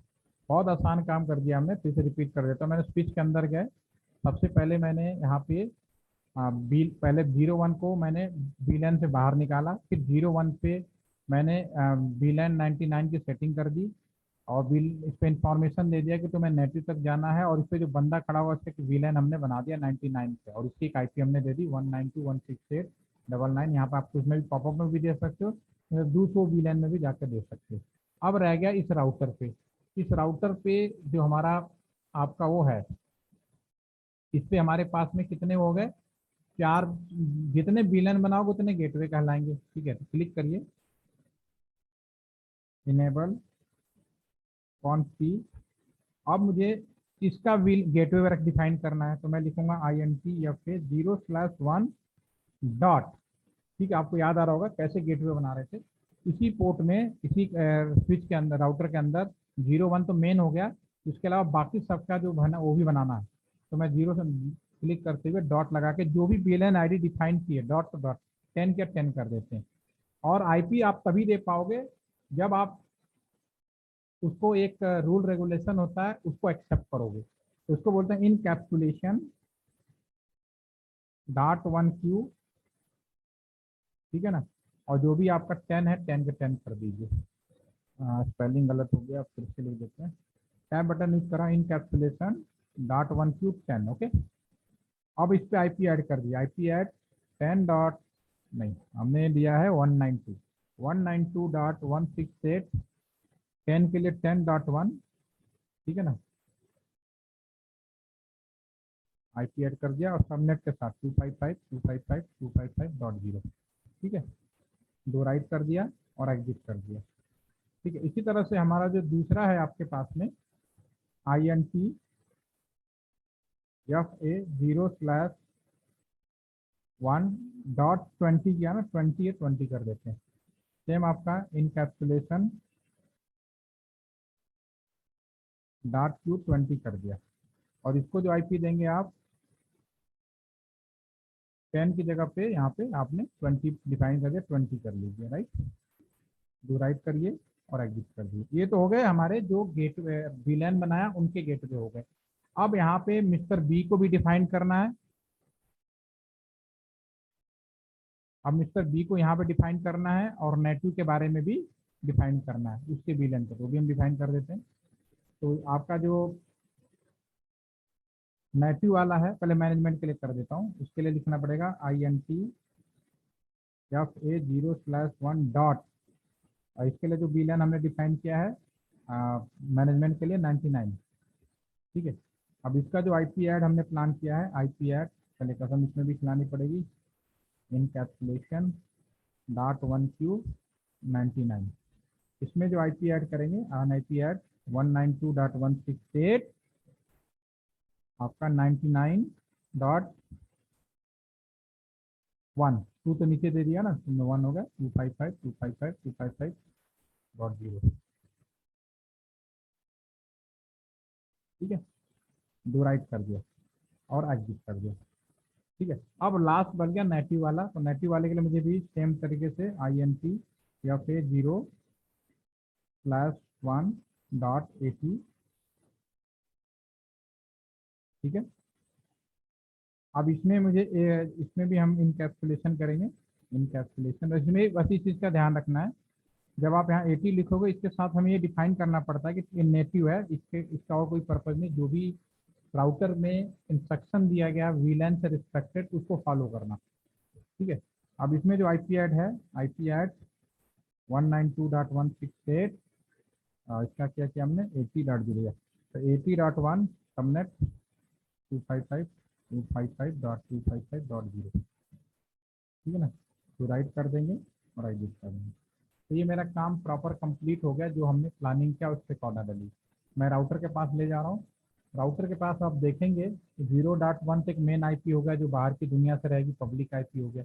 लोकल लेवल पे आपने इन चीज़ को मैनेजमेंट करने के लिए आपने क्या किया, 10-20 जो वीलैन बने थे, उसके बाद एक नेटिव वीलैन का हमने रिस्ट्रिक्शन किया और एक हमने मैनेजमेंट वीलैन का कर दिया। तो इनकी भी आईपी हमने डिफाइन कर दिया एज पर आवर प्लानिंग, और करने का तरीका आपको हमने बता ही दिया। स्विच में भी गए, स्विच में भी हमने वीलैन 10-20 सारे डिफाइन किए, 99 में भी एक बंदा बैठा दिया। अब हमें कुछ नहीं करना है। अब जैसे ही अकाउंट वाला पर्सन है, ठीक है, अभी तक हम क्या कर रहे थे, मैनुअली आईपी, लेकिन जैसे जुड़ेगा बाय डिफॉल्ट हमारे कंप्यूटर लैपटॉप, अब यहीं पे ये वाले बंदे से तुरंत इसको अकाउंट का है, तो ये तुरंत देखिए क्या होता है। इसमें डेफिनेटली जो मिलना चाहिए 10 डॉट सीरीज मिलनी चाहिए। क्लिक करके देखते हैं ऑटोमेटिक आईपी क्या डिफाइंड होती है यहाँ पे। फेल हो गया अगेन। हाँ, एक चीज़ मिस हो गई, वो हमने तो अभी राउटर के अंदर डीएचसीपी सेवा इनेबल्ड ही नहीं की है।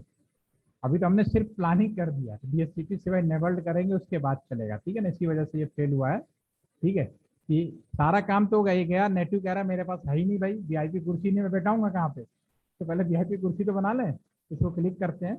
डीएचसीपी कैसे बनाते हैं राउटर के अंदर, आईपी डीएचसीपी पूल। ठीक है ना, ये आपको याद होगा। और मैं किसके लिए बना लेता हूँ, अकाउंट के लिए, तो अकाउंट लिख देता हूँ नाम से। ठीक है ना, इसके लिए क्या करना पड़ेगा, डिफॉल्ट गेटवे लिखना पड़ेगा, डिफॉल्ट गेटवे के लिए राउटर। इसके लिए 192.168.10.1, और इसके लिए क्या आईपी बांटना है वो भी आप लिख सकते हो। इसके लिए जो आईपी रेंज होगा वो आप बांटेंगे क्या, वो लिखना पड़ेगा नेटवर्क थोड़ा सा याद आ जाएगा आपको कैसे मैंने DHCP बताया था। 10.0 इस नेटवर्क IP बांटना है, अप्लाई होगा। ठीक है, ये तो हो गया हमारा इसके लिए। ठीक है, और इसी से मैं बाहर आ जाता हूँ। सेम हम दूसरी DHCP बनाएंगे, IP DHCP पूल, इसमें दो बनाएंगे और ये हम बना देते हैं सेल्स के लिए। ठीक है ना, ठीक है, बनाते हैं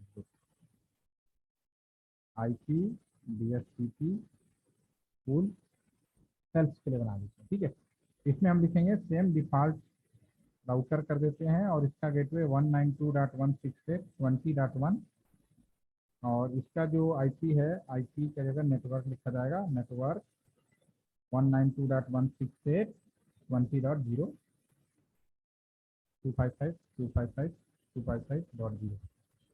ठीक है ना, डिवाइड कर देते हैं। अब इसमें दोनों हो गया, अब दोबारा चेक करते हैं। देखिए इसमें अब IP आ गया, पहले ही आ गया मेरे जिन्हें चेक करने से पहले ही आ गई। दूसरे कंप्यूटर में ये मिला 10 पे मिलना चाहिए, 10 का मिल गया। इसमें चेक करते हैं,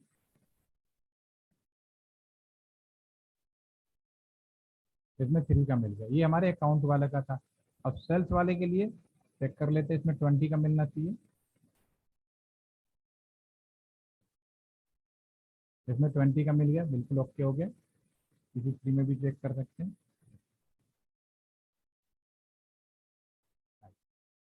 तो ये हमारा पोर्शन है मल्टीपल DHCP कैसे किया जाता है। तो कुल मिलाकर कहने का सिंपल समराइज अगर फॉर्म में बात करूँ, तो हम जो भी काम करते हैं, क्योंकि हम जो भी सॉफ्टवेयर डेवलप कर रहे हैं या कोई भी नेटवर्क प्लानिंग कर रहे हैं, उन सबके हिस्से में कहने के लिए मशीन कर रही है, लेकिन वास्तव में उसके पीछे प्लानिंग, जो थिंकिंग, जो काम करने का तरीका होता है, हमारी जो सोच है उसके अकॉर्डिंग ही होती है, कुछ नई चीज़ नहीं होती है। तो हमें सबसे पहले तो ये समझने की ज़रूरत होती है कि भाई ये जो कर रहे हैं इससे क्या होगा। टेक्निकली तो हम सोच ही रहे हैं, क्योंकि हम लोग पढ़ते भी हैं, एजुकेशन भी करते हैं, बट वो फील्ड में क्या है वहाँ पे, क्योंकि मशीनों को क्या किया हम लोगों ने, अपने काम को मशीनों से रिप्लेस किया ही तो किया हमने। तो डेफिनेटली उसकी सोच में अपनी सोच डालनी पड़ेगी, तभी वो काम करेगा। तो यहाँ पे जो भी किया है अपनी सोच डाल के किया, सबसे बड़ा से बड़ा नेटवर्क हो, कॉम्प्लेक्स हो, आपको अगर रियल में जिस तरह से हम सोचते हैं अगर उसी को मशीन के ऊपर इम्प्लीमेंट कर दें, तो हमें कभी भी फेलियर होने के चांसेस नहीं के बराबर होंगे। आपको तुरंत पता चल जाएगा कि मैंने कहाँ गलती की है। ठीक है, तो ये एक नेटवर्क का पूरा एक रफ आइडिया था, और इसका पूरा प्रैक्टिकल कमांड भी ये बहुत अच्छा। आज के समय में मैं कहूँगा कि वेरी बेस्ट। इन चीज़ों को मुझे सीखने के लिए इन सिमुलेटर की मदद कभी नहीं लेनी पड़ी, क्योंकि हमें मिला ही नहीं। सन 2012-13 में पहली बार सिमुलेटर सिस्को ने BSNL के साथ समझौता किया था, उस समय फिर इंडिया के अंदर इन्होंने देना शुरू किया। ठीक है, 2012-13 मुझे याद है। उसके पहले ये टेम्प्रोरी बेसिस पे थोड़ा बहुत स्टूडेंट वर्जन निकालते रहते थे, जो 5 नंबर का चलता था। लेकिन जब 6 जो आया वो एग्रीमेंट के साथ आया, और फिर अब उन्होंने अपनी एकेडमी भी चला ली, सब कुछ करा ली, और आज की भी डेट में LTPC एक इम्पॉर्टेंट पार्ट है नेट एकेडमी सिस्को का। जो इस तरह के हमारे जो बड़े जो होते हैं उनके भी सॉफ्टवेयर हमारे पास में अवेलेबल है, जिससे हम लोग रियल मशीन पे भी हम लोग कर पाते हैं। क्योंकि इससे जो बड़े लेवल वाले जो राउटर्स होते हैं ना, 76098, वो इसमें नहीं मिलेंगे आपको। वो तो हमारे मशीन के साथ ही आते हैं, वहाँ से हम लोग उसको करते हैं। ठीक है, तो ये मल्टीपल DHCP का एक पूरा पोर्शन था। और इतना कम से कम बच्चों को तो आना ही चाहिए, हम सभी को भी आना चाहिए, क्योंकि ये हमारे लाइफ में रेगुलर यूज में आ चुकी है। और जब एक कर लेंगे तो इसके जो नए वर्जन अब इतने अच्छे आ चुके हैं कि आप उसके पूरे, हमारे यहाँ बच्चे तो उसके भी प्रोजेक्ट बनाते हैं, स्मार्ट बिल्डिंग, स्मार्ट होम, और पूरा साइबर सिक्योरिटी सॉफ्टवेयर मैनर में भी और नेटवर्क मैनर में भी, दोनों मैनर में वो लोग कंप्लीट करते हैं। होपफुली कि कोई यहाँ पढ़ा भी हो तो मैं दिखा भी सकता हूँ इसको। इसको स्मार्ट बिल्डिंग का अगर नए प्रोजेक्ट पे है तो देखते हैं इसको। अरे है, किसी बच्चे ने तो बनाया है, क्योंकि हमारा बताते हो सबसे पहले बनस्थली वाले एक स्टूडेंट आई थी, इसने बनाया था इसको। ओपन हो जाता है तो मैं इसमें दिखा देता हूँ। ये चल रहा है, ये नया वर्जन है। इस नए वर्जन में बच्चों ने रिमोटली कंट्रोल करके पूरे नेटवर्क को डिजाइन किया है। तो इसको देख सकते हैं आप। देखिए इसमें इसने पूरे घर को बनाया है, घर के अंदर दरवाजे, पंखे, ट्यूबलाइट, एवरीथिंग। तो ये आज की गुड अपॉर्चुनिटी है कि घर बैठे बैठे इन सारी चीज़ों को आप बना सकते हैं, कंट्रोल भी कर सकते हैं। तो ये पूरी तरह से ऑन नहीं हुआ, जैसे ऑन होगा तो ये सारे कनेक्टिविटी, ये घर के गेटवे से भी कनेक्ट भी हो गए। तो सारे चीज़ कनेक्ट हो जाएंगे। तो इसके लिए कैसे जुड़ा जाता है, बाहर की दुनिया में हम कैसे जुड़ सकते हैं, टावर मोबाइल फ़ोन से भी कैसे कर सकते हैं, टावर से, सारी चीज़ें बच्चों ने बनाई है, बहुत अच्छे से बनाई है, इसमें कोई डाउट ही नहीं है, पूरी पूरी। ठीक है ना। तो ये पूरा आपका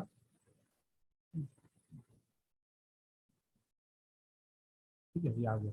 इसमें आप देख भी सकते हो, जैसे कि ये हमारी लाइट है, तो इसको ऐसा करते हैं, फ़ोन से कंट्रोल करके देखते हैं, दुनिया किसी कोने में फ़ोन से अगर लगा हुआ, ओपन करते हैं। फ़ोन में एप्लीकेशन डायल, लॉजिक की बात है, डायल एप्लीकेशन जाते हैं, इसमें मॉनिटरिंग के बारे में होगा, दुनिया किसी भी घर में रहकर ये मॉनिटर, क्लिक करते हैं इसको। तो इसमें सारी जब कनेक्टिविटी प्रॉपर हो जाएगी तो इस एप्लीकेशन में सारी कनेक्टिविटी की इन्फॉर्मेशन आपके यहाँ से यहाँ तक आ जाएगी। अभी आया नहीं है, अपने आप आएगी यहाँ पे। उसके बाद अपने रिमोटली बैठकर इन सारे ऑपरेशन को मेंटेन किया जा सकता है। मेरी फेस टाइम आउट हो गया, दोबारा चेक करते हैं। ये ऑरेंज है, इसे ग्रीन होगा तब आएगा। तब तक ये ऑन हो रहा है, तब तक आप कोई सवाल पूछना चाहें सर? होपफुली कि ऑल आर गेटिंग एनी कोई डाउट, एनी कोई कंफ्यूजन। अब उम्मीद है कि नेटवर्क पोर्शन और उससे रिलेटेड जो भी चीज़ें थोड़ी बहुत आपको आइडिया लग गया होगा।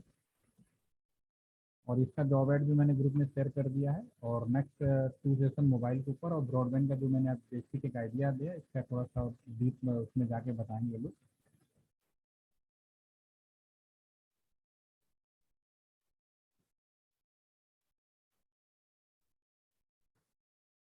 तो आप देखते हैं मॉनिटरिंग।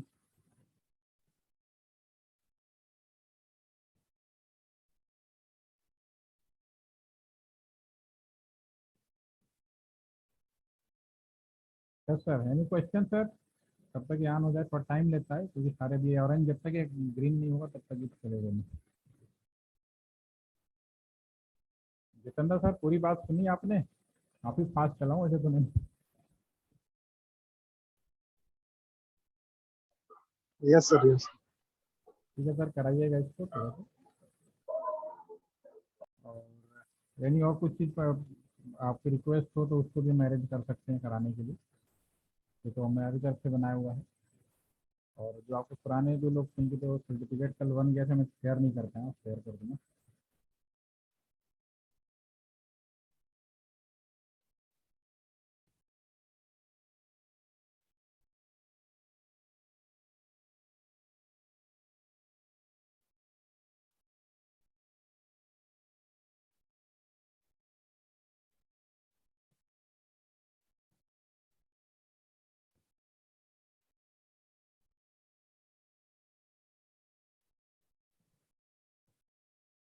दोबारा देखते हैं तो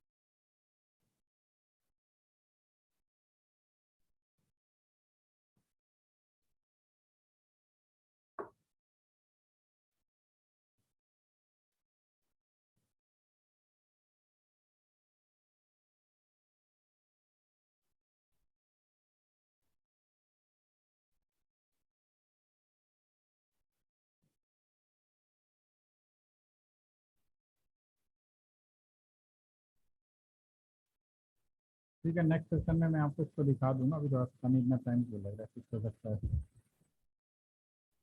तो आज के लिए मैं इतना ही जी रखता सर। हूँ। ठीक है ना? ठीक है, थोड़ा टाइम लग जी रहा है। सर। Okay sir. तो have a nice day, thank you, on Monday again. Thank you sir. Thank you very much. Thank you sir.